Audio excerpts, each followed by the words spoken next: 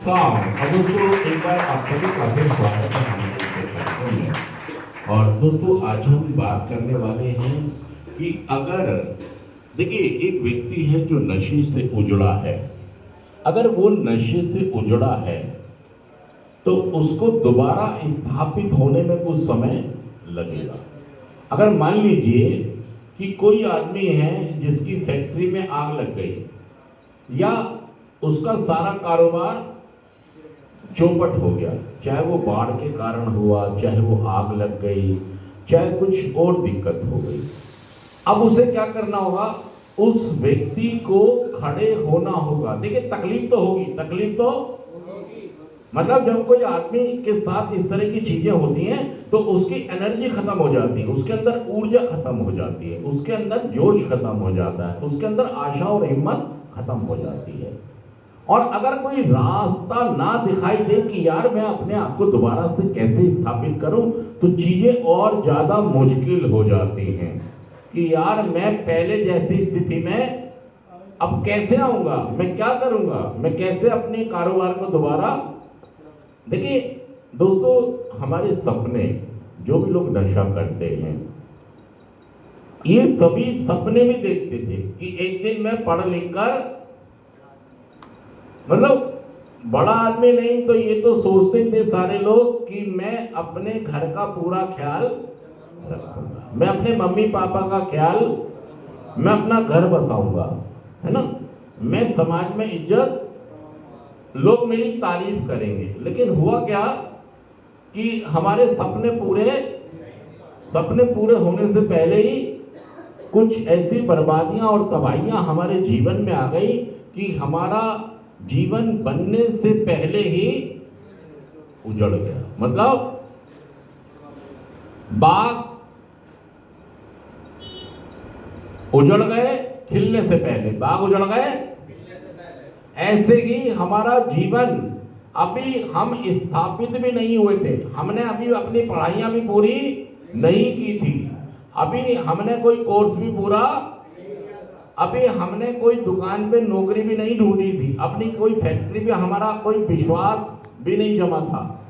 मतलब हम जो भी कर रहे थे अभी हम अपने को इस्टेब्लिश करने में लग रहे थे। या कुछ लोग ऐसे होंगे जो इस्टेब्लिश होंगे नौकरी में या अपनी फैक्ट्री में लेकिन हम सफल नहीं हो पाए नशे के कारण। आप ये समझिए जैसे एक इस्टेब्लिश आदमी होता है, उसके पास एक फैक्ट्री दुकान होता है, उसका सारा कुछ आग लगने से चौपट हो गया या बाढ़ आ गई और उसका सब कुछ। अब देखिए प्रकृति है, प्रकृति को क्या कह सकते हैं? मान लो एक आदमी के दुकान में बाढ़ आ गई और उसका सारा सामान बह गया, बर्बाद हो गया। अब देखिए उसके लिए जिंदगी और ज़्यादा चुनौती और मुसीबत वाली हो गई है। और इस बार हमारा यूनाइटेड नेशन का थीम भी ये कहता है कि स्वास्थ्य और मानवीय संकटों से सामना, और उसमें अगर नशा आ जाता है तो जीवन बहुत कठिन हो जाएगा। तो जितने लोग भी नशा करते हैं इनका जीवन कठिन हो जाता है। मतलब एक तो स्वास्थ्य इनका बेकार हो जाता है, हेल्थ खराब हो जाती है, और दिन पर दिन हेल्थ ठीक होने की बजाय और खराब हो रही है। और जो हमारा एक सपना होता है, जो हमने देखा होता है कि यार हम अपने मम्मी पापा को, अपने बीवी बच्चों को, अपने घर परिवार को, अपने समाज को, अपने देश को बहुत सारी सुविधाएं देंगे, उनको हम ठीक रखेंगे, जिससे हमारी इज्जत मान सम्मान भी समाज में बढ़ जाएगा। और लेकिन ऐसा ना हो के हुआ ये कि ना तो काट दो, जैसी आए वैसी काट दो।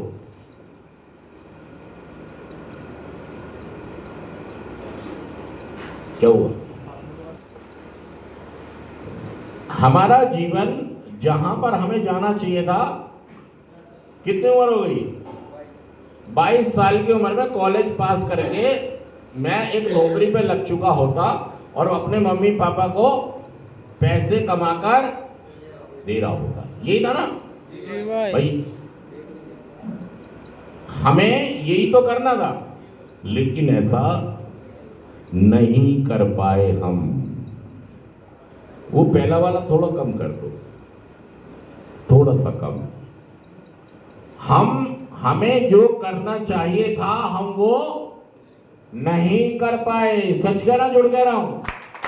हम भाई साहब पिछले 4 साल से नशा मुक्तियों में घूम रहे हैं। मतलब 23 साल की उम्र है, कितनी उम्र है, और नशा मुक्ति में घूम रहे हैं। कहां घूम रहे हैं? घूमना चाहिए था कॉलेज में, घूमना चाहिए था, घूमना चाहिए था अपनी नौकरी की तलाश में, घूमना चाहिए था फ्यूचर की प्लानिंग में। हमारे सारे सपने उजड़ गए, बिखर गए। और दोस्तों देखिए, जीवन की कठिनाइयों की चुनौती, जीवन की जो कठिनाइयां हैं वो हमारे लिए चुनौती है। और स्वास्थ्य हमारे लिए सबसे महत्वपूर्ण है, हमारा स्वास्थ्य हमारे लिए। लेकिन जो लोग नशा करते हैं वो अपने स्वास्थ्य को भी एक तरफ फेंक देते हैं और जीवन की चुनौतियों का, कठिनाइयों का सामना करने की बजाय अपनी जीवन को मजे में ढाल लेते हैं। और उस मजे में ढालने की वजह से उन्हें कीमत ये चुकानी पड़ती है कि वो बर्बाद हो जाते हैं। उनकी पढ़ाई भी छूट जाती है, उनकी नौकरी भी छूट जाती है, उनका फ्यूचर भी अंधकार में हो जाता है।